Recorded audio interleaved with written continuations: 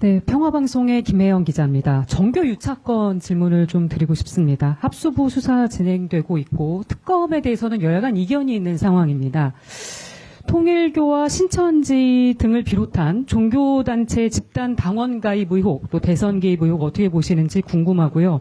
또 벤스 부통령이 소년보 목사에 대해서 미국 일각의 우려를 언급한 적이 있었고, 또 이재명 대통령은 일부 개신교 수사 필요성도 언급을 하셨는데 수사가 필요한 곳이 있다고 보시는지, 혹시 실제 해산 조치 가능성까지도 있는 것 같다고 보시는 곳도 있는지 궁금합니다. 일단 제가 벤스 부통령과의 만남에서 있었던 이야기를 세세히 다 말씀드리는 것은 상대에 대한 존중이라는 차원에서 적절치 않은 것 같습니다. 다만 소년보 목사를 특정하게 지명해서 말하지 않았지만 본인이 제3자를 통해서 간접적으로 들었는데 대략 이러한 일이 있는 것 같다. 근데 이게 도대체 뭔가라는 궁금함을 저한테 표현하는 것을 통해서 이게 대략 그분의 이야기로구나 이렇게 제가 생각했고 설명을 했었습니다. 그때 주요한 설명의 근거가 이거였습니다. 한국은 정치와 종교가 분리되어 있는 헌법상 정교 분리를 원칙으로 하는 나라다. 상대적으로 미국에 비해서 그것이 강하다. 미국은 예를 들어 정교 분리가 아니더라도 대통령이 선거운동을 하는 나라입니다. 대통령이 중간선거나 이런 데 뛰지 않습니까? 그리고 종교 지도자들의 정치 행위가 상당히 이렇게 양해되어 있는 문화적 풍토가 있습니다. 근데 우리는 헌법상으로도 그것이 분리되어 있을 뿐만 아니라 문화적으로도 정치인과 종교인에 대해서는 좀 역할을 달리 보고 있지 않습니까? 그래서 그것을 충분히 설명했고 그에 대해서 쿠팡 문제뿐만 아니라 이 문제에 대해서도 미국 측에서는 한국의 시스템을 충분히 존중한다라는 입장을 취했습니다. 소년보 목사 건에 대해서는 전혀 종교적인 차원의 문제가 아니라 선거법에 관련된 사안이고 법원의 결정에 의해서 구속되어 있는 상황이기 때문에 우리가 사실 어떻게 하겠습니까? 근데 지금 이제 다시 법원의 결정에 의해서 현재 잠정적인 자유의 신분이 되셨는데 한편으로는 그 당사자에게는 그래도 다행인 것이라고 생각하고요.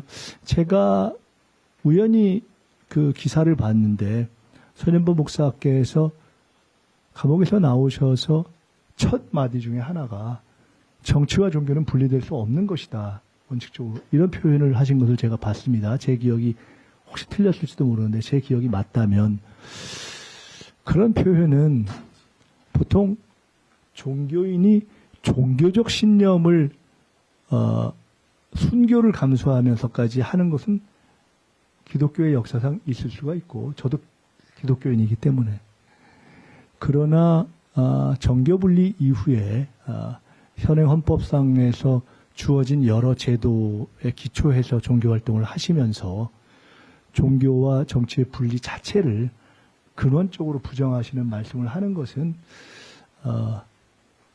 그 본인의 자유로운 표현이긴 하지만 저로서는 공감하기는 좀 어렵다. 이런 말씀을 드립니다.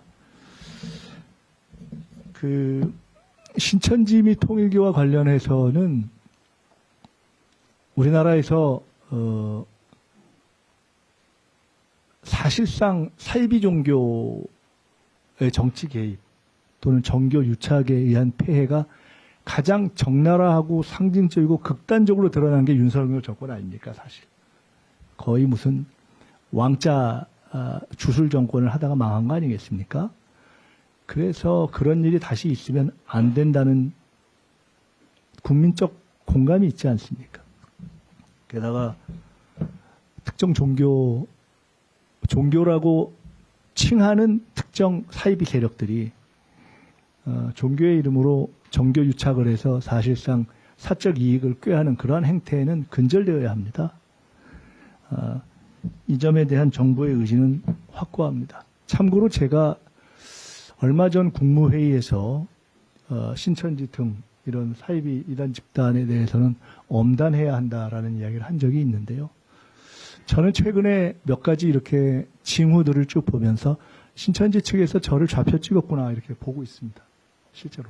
제가 그렇게 뭐 없는 이야기를 지어내는 사람은 아니기 때문에 제가 비교적 그런 거에 대한 감도 있고 개헌 문제에 대해서도 좀 미리 판단을 했고 근데 그 신천지와 관련된 여러 관련 세력들의 행태, 표현 이런 것들을 보면서 아 이게 신천지가 이미 과거에 이재명 대통령님 지사 시절인가요?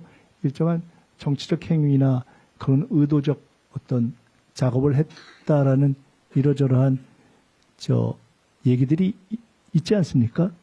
뭐 이미 그랬던 것을 감안할 때 어찌 보면은 이런 상황에서 더 극단적으로 아마 행동할 수 있겠다라고 충분하게 짐작하고 있습니다. 그래서